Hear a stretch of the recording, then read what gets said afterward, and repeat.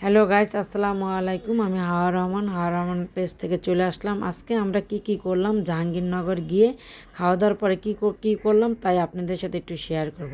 এই যে আমার ননদ দেখেন, আমার ননদটা খুবই ভালো মানুষ, খুবই ভালো মনের মানুষ।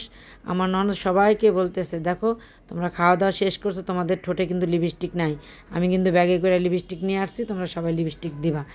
আমার ননদ কী করলো, ব্যাগের থেকে আয়না বের করলো, লিপস্টিক তার মেয়েরও দিল, মেয়েরও স্বাদে নিজেও দিল, পাশে তার ভাবি আসছে তারেও দিল। আর ওরা হলো আমার ননদ। এখন আমি ছবি তুলতেছি, আমার আরেক ননদে বলতেছে কেউ চা ধরো না, ভাবির ছবি তুলবে। হ্যাঁ, আমিও ছবি তুলতেছি, ভিডিও করতেছি। আমার ননদের জামাই বসেছিল, রং চা নিয়ে আসছে। আমার ননদ বলতেছে না, আমি দুধ চা খাই না, আমার পেটে গ্যাস হয়, আমি রং চা খাবো। আমার ঠিক আছে, যে যেটা খাও খাও, কিছু একটা তো খেতে হবে। এই যে ইমন ভাই রং চা আগে নিয়ে নিয়েছে, রং চা খুব পছন্দ।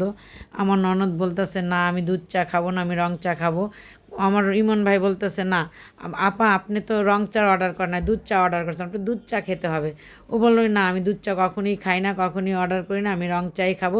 ঠিক আছে, আপনারা খাওয়ার পরে আমি খাবো। আর এই ননদটাও দেখাইতেছে যে আমি গরিবস, এই জন্য আমি রং চা খাই। গরিব মানুষেরা কখনোই রং চা খায় না, বড় লোকরাই রং চায় খায়, গরিবরাই শুধু দুধ চা খায়। কেন, গরিবেরা কিছু বুঝে না।